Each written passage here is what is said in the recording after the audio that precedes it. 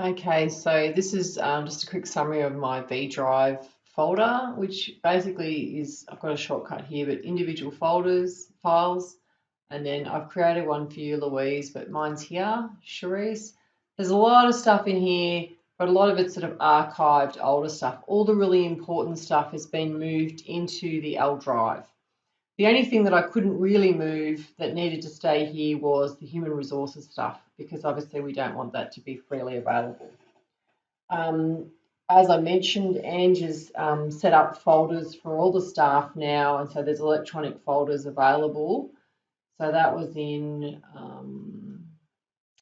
V Drive, course resources, hang on, sorry, it was in compliance, trainer and assessors.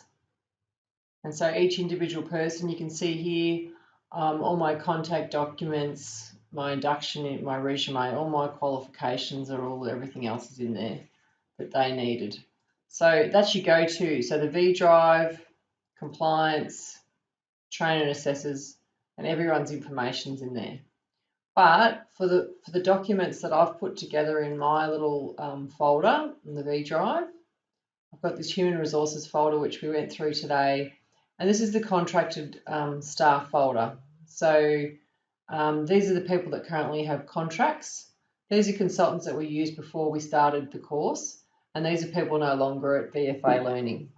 So each trainer has their own folder where I've just kept a copy of their agreement and then their resume and any other correspondence that I might have put together for that person. So for example, Lara, that was their appraisal. I've filed that away in there, and all their certificates, which actually I showed you before and now, or in that compliance folder. These are ones that I'd saved earlier on. And obviously her contracts and any variations to her contracts, that sort of thing. So that human resources folder, that's the contracted staff folder, which I've just shown you. I had a folder for all the CVs, which I used for some of the NMAC stuff, so that's why they're saved there separately. Generally, they'll be in the person's folder. Sign matrices was another thing that I did for an NMAC submission. Advertising you might find useful because there's different versions of different ads. Stu can help you with these. He's familiar with uploading them onto Healthy People, which is where we advertise, which is linked to Seek. These are just all my certificates and stuff that I thought you might need just in case, you know, when I'm gone, whatever. Contracts, that was where I had kept all the templates, but now that's all saved on VetNet. You don't need to use that. The EBA, I'd save that information because that was sort of relevant information that I've downloaded. Obviously, you can still get that on the web, on the internet. When it came to interviews, I just kept a couple of the resources that I used. So the reference checking form, the interview questions that I delivered.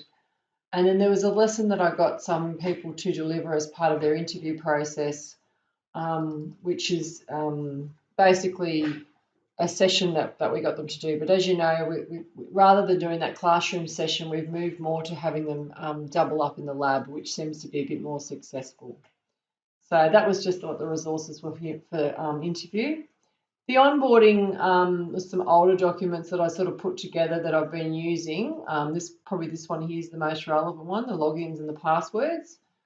I suggest you go to VetNet to get the latest induction document so that you're not using an older one. Same with professional development log and skills matrix, they're all on VetNet.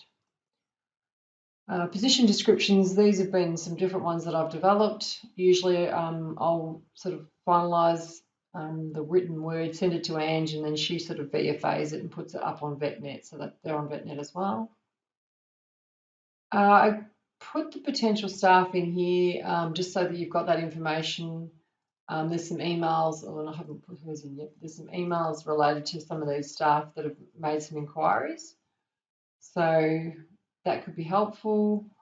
And then just some different projections that I've done for Glenn. So really, if you look at this folder, all this stuff here is now in the L drive, so you don't need to worry about that. but the human resources stuff is just older stuff that I've kept. Probably the most relevant folder is this contracted staff folder.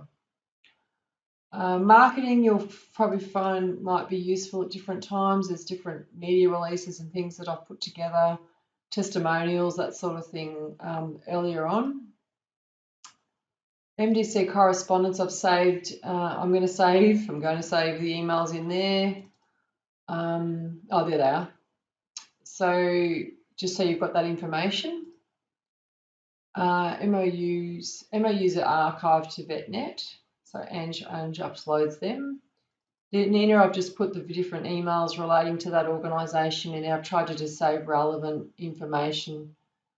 Ordering and equipment was a lot of the earlier stuff that I had to do when we were putting together establishing the lab. Not so relevant now probably because I've got the simulation. PCC4U, that's just more emails that I've saved for you.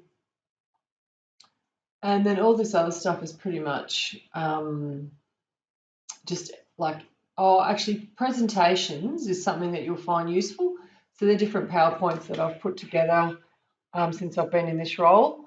And so it'll allow you to, if you've got to, do a presentation for the clinical facilitation team or whatever, you can use some of these. There's one that I've done in the past, or you can tweak it.